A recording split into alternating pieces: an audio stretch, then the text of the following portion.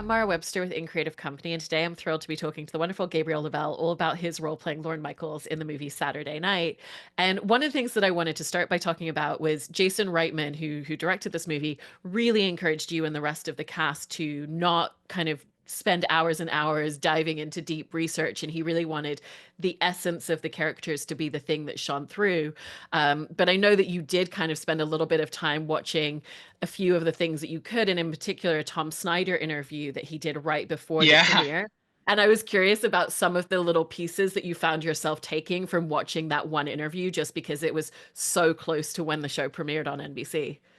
Oh my God. I mean, it was like 3 days before. That was, their version of like a promo we might see before one of the episodes today, but nobody knew what Saturday night was. And Lorne was there introducing the cast and pretty much explaining to people of primetime television what Saturday Night Live is for the very first time. And I wanted to watch how he composes himself, and he's nervous, but how he just kind of like keeps his composure, the his humor, his timing, certain words and certain, ways he pronounces things, and how he interacts with the group around him. I mean, it was there's so much to pull from that, but especially the voice, I think for the most part is why I watched it. Like, oh, I'd be on a walk and I'd have it in my earphones and I'd just be listening to it. I also remember you saying that one of the things that was really helpful for you was looking at his journey and what had led him up to that point, and especially Hmm. professionally, what put him in that position of being handed the reins of a live television show that nobody had ever seen done before on Yeah. NBC. It was a huge deal. And so, how did that really just give you a way of stepping inside of the character and kind of starting with building him very internally? Well, I think, I mean, that's part of the reason why Jason didn't want us to, talk to the people because he wanted to focus on just the spontaneity of that night. And, each character had a role. Like Corey's role for Chevy was be an ego that needs to be humbled. And Gilda's was this just like endless well of empathy. And you're just there to support everyone around you. And for me, Jason just wanted me to capture what it's like for a young person to be making something and like everyone's telling him no, so what's that? That's what I want to capture. And in order to do that and make sure that the script is being told in the way it was meant to, is you have to give context to that. And I wanted to know how Lauren got there. What does this story mean to him? The story of SNL, like how long has he been working on it? How does he know everyone? How did he meet everyone? And that was so much fun to do research because you realize that like these were just his friends that he's known for years that he invited to work on this show. Like he taught Dan Aykroyd improv when Dan was 16 in Toronto. And it was building those relationships, and just there was never a dull moment because every single person, every single line situation Lauren finds himself in, there is a web of why is this so important to him personally. And yeah, I just wanted to know why is he so scared when John Belushi is not on his mark?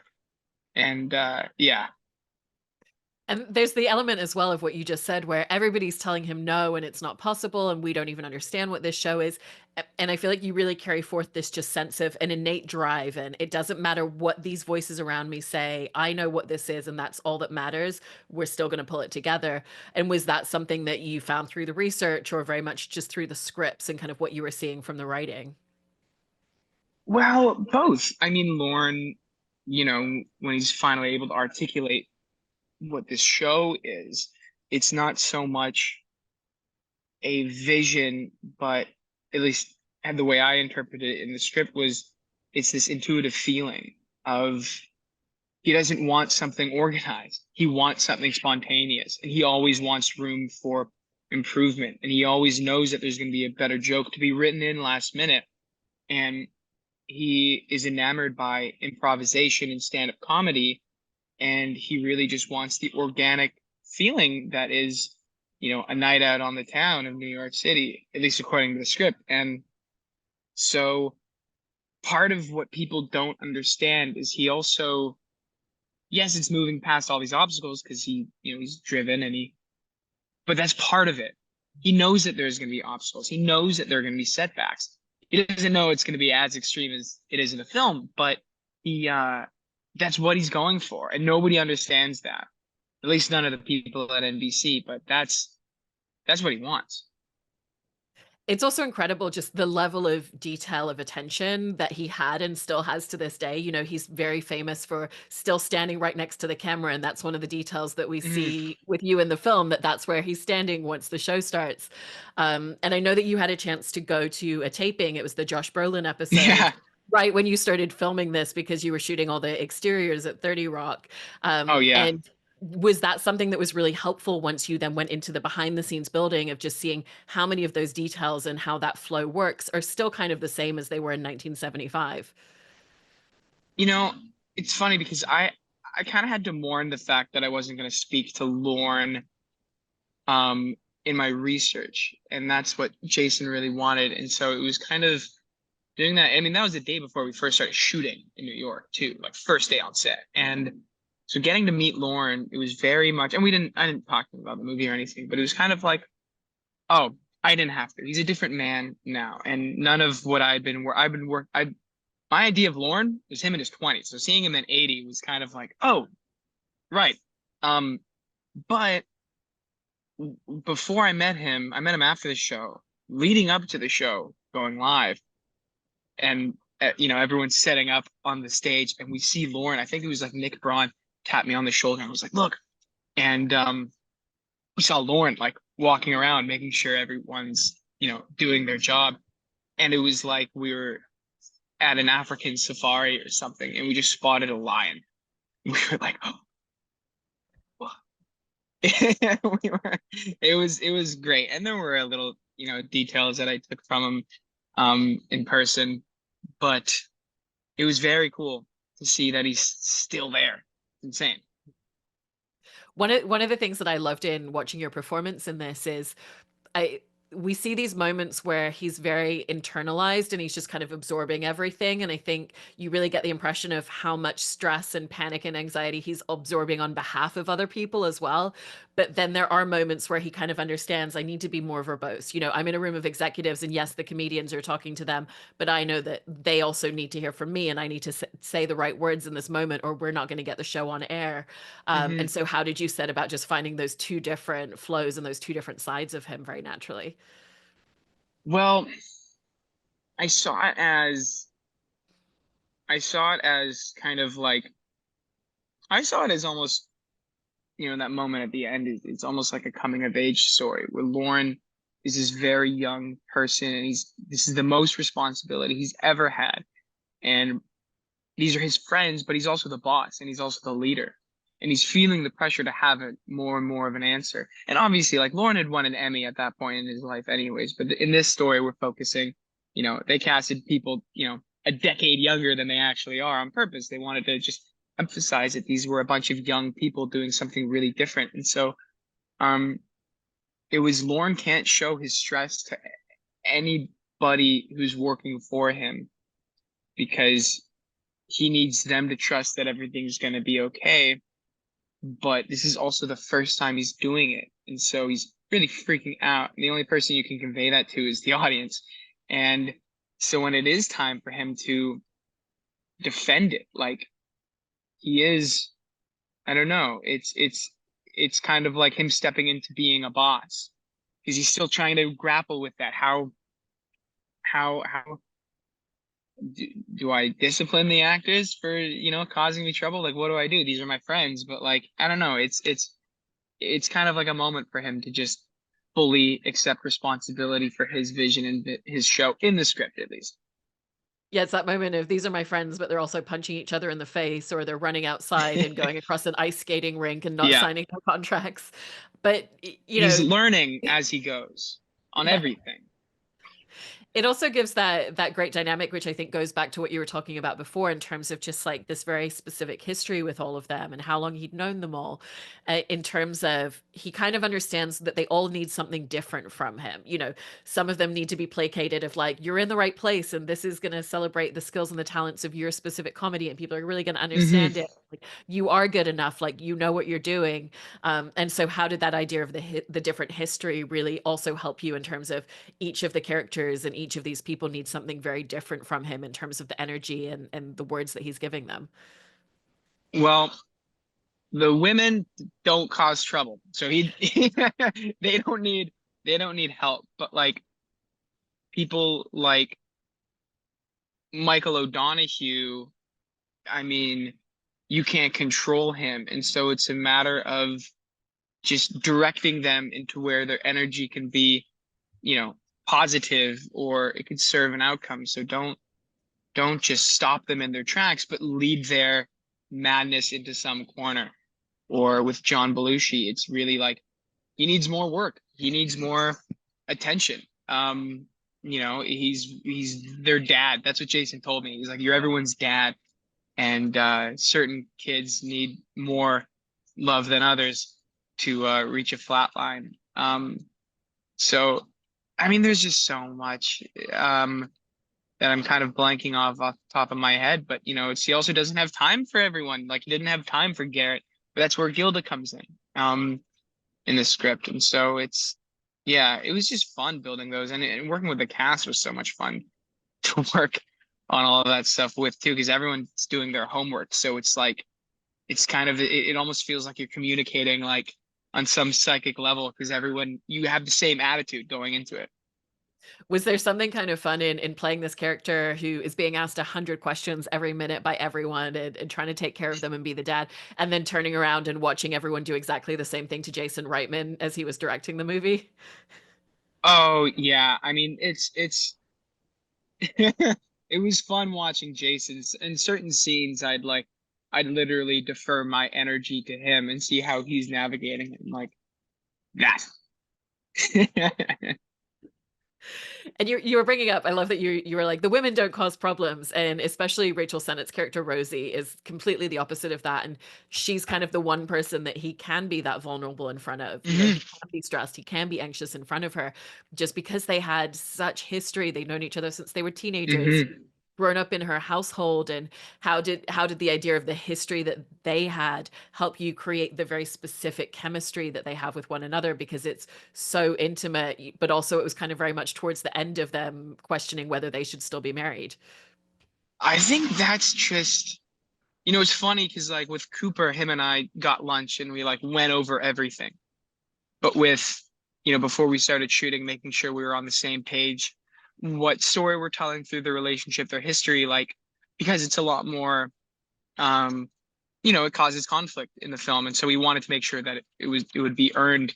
But with Rachel, we didn't have a single conversation, and we just kind of like developed this like very great dynamic on set where we'd like make fun of each other constantly, but also like be a shoulder for each other, and we just have so much fun and like I don't know.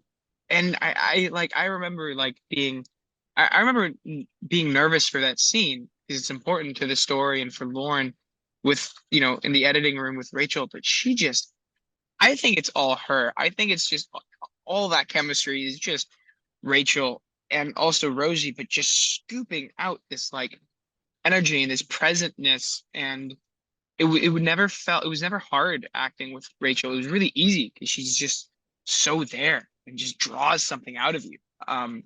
She's just so brilliant for that. But we didn't have a conversation. I think that was just all her. But it's also just so great when you have those moments where you can just have these day-to-day interactions and conversations about something completely different, and it kind of translates into certain things on screen. And because didn't you also have a similar dynamic with Jason where the two of you had kind of about a year leading up to making this film, and you just like be like, oh, I watched this film, you should watch this film, and kind of sharing reference points and things like that back and forth? Oh yeah. I mean, with Jason, it was just we were just hanging out for like a year leading up to shooting. So that was really great. And there is still obviously like, yeah, there would be some scenes where like there could be 3 days where him and I don't really talk about the scene or anything like that. And then there could be, 2 days straight where it's just like a total, you know, making sure everyone's on the same page. But yeah, it was a lot of it's just fun. Everyone got along so well. Like everyone was ultimately on the same page and everyone was there to just have a good time and make something they cared about. It was really cool.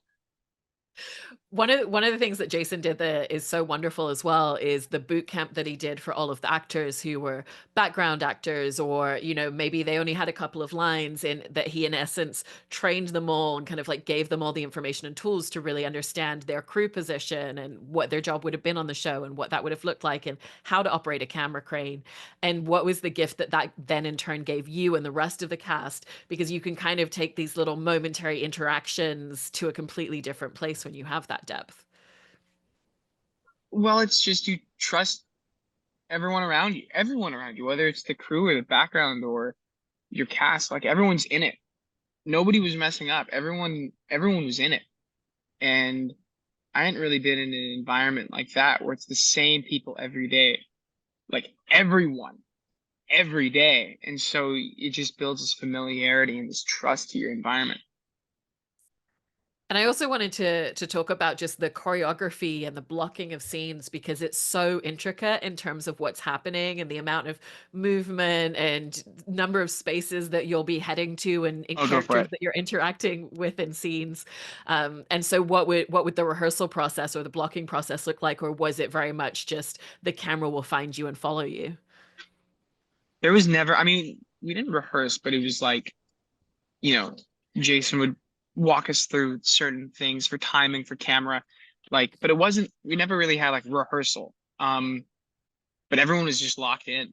And sometimes Jason would say, just go through there. And they're like, and then you do it, and then that's the scene. Or like, or on a 7 minute oneer, it was a little more, we had to run it like 20 times before we got it. One of the scenes as well that I wanted to ask you about was the scene where Belushi goes out to the ice rink, and you were shooting that, because it sounds like Mm, there were a lot of constraints in terms of filming it. You only had the rink for a few hours. Things were not going as smoothly as intended at the beginning. And so what were some of the intricacies that went into filming that for you? um, well, I remember that was like our first or second day shooting. I remember bonding with Ella Hunt a lot, kind of like leading up to it. Just working on each other's voice. We're both so nervous. It's like, but I remember being so blown away by her and by Matt. Um, and also I remember Paul Rudd came to set, and like I'm getting my hair and makeup done, and I see and Paul Rudd's there. And first of all, one of the most attractive people I've seen in person ever. Like you've seen in movies, but then you see him in person and like standing next to like other people, and you're like, oh, whoa. But then I remember he was like very funny and wanted to talk, but it was like, no, this is my first day. I can't fucking talk to you.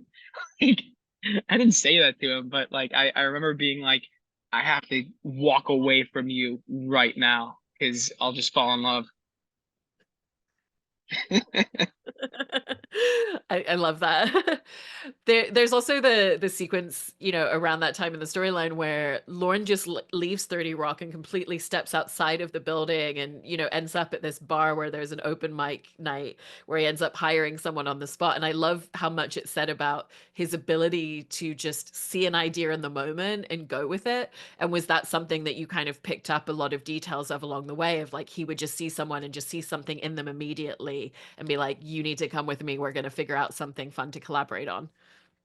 Yeah, I mean, Lauren has picked the most talented people, and he's discovered the most talented comedians and actors. And so, yeah, we wanted to throw that in there of just like be going to a Catch a Rising Star or going to a stand-up show and being like, oh, I'm gonna take you, like how we saw Bill Hader at an improv show, or Billy Crystal and Andy Kaufman. That's how we saw them as well. But like we also just wanted to show like where Alan Zweibel came from. His job before being a writer at SNL, he was a deli boy and he wrote jokes for comedians on the side, but it was his sheer ability to just pump out jokes. And that's what Lauren was like, oh man, you can work on the fly. I'm taking you. I also feel like it's interesting to kind of see the level of stress and tension, and just the fact that he's like, I just need to step outside of all of this for a second so that I can then step back in and get the show on air. And so I was curious about what was the space that you kind of really found inside of Lorne at that moment where he's able to leave the building. Um, where I went for the purpose of the young actor story, and it wasn't written, but what I decided to do was to just make it more interesting was Lawrence quitting. Like he's not going back. Like he's when he steps outside covered in blood, when he sees and like he's he's done. His life is over. That's the lowest you could get as an artist. Um, and then as he walks and thinks about it, he's like, okay, it's not as bad. He gets a drink, and it's not until he sees Alan Zweibel, because Lauren wrote for comedians. Lauren was a television writer, and the reason why he made Saturday Night Live was because writers were the most underappreciated, um, you know, people, workers in show business, and they'd go to a sitcom and they'd be assistant writers. They'd write an episode or a joke. It would go to the writers. Then it would go, then it would change. Then it would go to the producers. Then it would change. Then it would go to the actors. They weren't even allowed on set. So when they're watching their episode back at the motel they can barely afford, they're like, oh, I guess I can see the idea of where my joke came from. But he wanted to say, no, the writers are there. The writers are in it. And the writers are separate from the producers and the executives, and they have more power. And he was just seeing how, that moment of this played by Brad Garrett, this like Borscht Belt comedian just shitting on Alan Zweibel, this young, hungry, talented writer who's making a lot of great stuff that this guy just doesn't get. And he's like, oh, right, this is why I'm doing it. This is why I'm inspired. This is what I'm fighting against and for. Okay, I have a show to do. Come back. Let's come with me. Let's save the day. It's also really interesting to see him when he has all the attention on him, when he sits down at the Weekend Update desk and he's delivering some of the lines, and just how much it's outside of his comfort zone. And so what did you want to kind of discover in him in that moment of just, he understands the lines, he understands the delivery, he understands the joke, but this just isn't his natural space as much as the comedian sitting next to him. Yeah, I mean, we also wanted to, yeah, I mean, Lauren was behind the camera, and he was in front of the camera. He had a radio show camera, but he had a he had a variety show with Hart Pomerantz called the Hart and Lauren Terrific Hour on the CBC like a couple years before that. But and he was always the straight man, but he just knew that production was more his style. And we also wanted to highlight, don't take Chevy Chase for granted. He's a talented guy. We wanted to showcase just how hard Weekend Update is in that scene. But then whether it was Lauren, Lauren is much better in real life at doing the Weekend Update than Jason and I decided to make him, because whether and then taking that scene, and then as well as a scene with Chevy and O'Donoghue in the executives room. Like Lauren was a great speaker, but we did that to showcase his disconnect from the executives. They didn't like him. They hated him because he was just changing too many things. And we wanted to showcase that, like, that's not the room he should be in. That's not the position he should be in. And in telling a story, you got to make him a little bad at public speaking, which also then makes the scene at the end a little more, it punches it up when he's talking to Defoe and he can speak perfectly, comfortably. And then there's also the moment where he gets the phone call from Johnny Carson, and he kind of expects it to be a like, hey, good luck with your show, kid. And it's completely the opposite of any sort of admiration or Oh respect. yeah. And like, they're setting you up to fail, and it's going to be my show on repeat, like whatever. But I kind of love how he just disconnects from the phone call because he's looking out He to the doesn't even studio, listen. seeing things going on. And so what was your experience of going into that scene with like what he expects, what happens, and then the fact that actually it doesn't crush him, it doesn't matter because he's got a show to put on? It's amazing that you have He's like, you're in a room with Bernie Brillstein, one of the most legendary Hollywood managers of all time. Johnny Carson's on the phone, and Lorne Michaels is on the phone with him. But the most important thing of that scene is John Belushi in a bee costume. And it's so funny that like that's just where his energy is, but it's also like the worst time to be talking to Johnny Carson. Lorne has to be working. He's not supposed to be talking to someone. It's like the story of meeting Paul Rudd. Like I shouldn't be talking to Paul Rudd when I'm trying to be doing my job. So it's that same thing. But shooting that was fun because there was actually like Jason has a friend who lives in London. I forget his name, but because I never actually met him, but I would open the phone and it was just a Johnny Carson impersonator. And I'm like, and he's like a real guy calling in. And it was, I'm like, I tried to make conversation like we were working together, but I was like, how's it going? He goes, yeah, good. Just at home. I'm like, sweet. And then he ask a question. I'm like, oh, sorry, I gotta go. And then like I pick up the phone, as Lauren, and then we do the scene. But it was very funny. It was a good time. One of the small details that I love when the show finally makes it onto air is actually just seeing the detail of you as Lauren turning around and paying attention to the audience just as much as what was happening on stage. And I was curious if that was Mm, something you and Jason discussed specifically, because I think part of why Lauren is so successful as well is he really kind of understands the audience as much as his performers. yeah, I mean that's why they want to do it live. They want it to feel like an improv show, and that's what it is essentially. It's all written, but it's a lot of the material is written in real time. But if a joke doesn't play well to the audience in dress rehearsal, they cut it. And what's setting up about the movie is that their dress rehearsal was 3 hours long, and in the actual history of the show, like in real life, it was an awful dress rehearsal. Everything was not funny, and it was abysmal. And that was the emphasis on that I put internally in the film was like, oh God, it was really bad. We have to make this great in 90 minutes out of nothing. And so when you see it, it's very much like, oh, right. Check your watch, like, oh, right, it is time to go. And you spend so much time throughout the week without having an audience there. And it's just a real reminder of like, oh no, this is real. This isn't my idea anymore. I've also heard you talk about with the experience of making this film that it kind of really carried through a lot of the experience from the Fablemans, where you felt like you found a lot of validation and confidence as a performer in making that movie. But I also heard you say that it kind of also helped you to really just understand how to calibrate your energy on production in a different way. Yeah. And so I'm curious how that really helped you with something like this that has so much internal stress and tension that you have to hold in your body because you're feeling that in real time every day. Yeah. I mean, with the Fablemans, I was so, I wanted to get it right for so many reasons.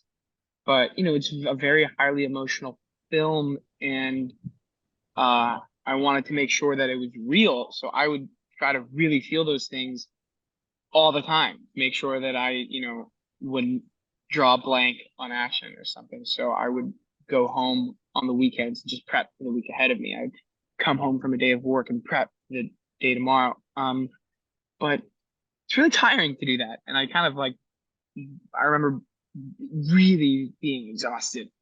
And I think that slowed me down a little bit. But then with this one, we only had 10-hour days. And I think just the nature of the film being so moving forward and being so present, you have to be loose. And there are a million things happening to you all at once that like you can't be locked in. You can't be anticipating how you're going to say something. It's not, you don't need that much precision. You want it to feel spontaneous. And so, yeah, I just didn't prep at all when I'd get home, and I'd just be as present as possible. I had to rest. I had to get my sleep. And I think it also just kept, you know, I think it kept it fresh. And I think I'm going to take that moving forward for really like intense stuff because you just, you gotta stay focused, and you gotta make sure that you're still kind of in it, but like decompress. It's tough. Yeah, that's wonderful to hear, and you did such a great job on this movie. So congratulations, and thank you so much. I Thank you appreciate. very much. I'm sorry for the shaky camera. I had technical difficulties getting this set up, so my hand is the only thing I could do.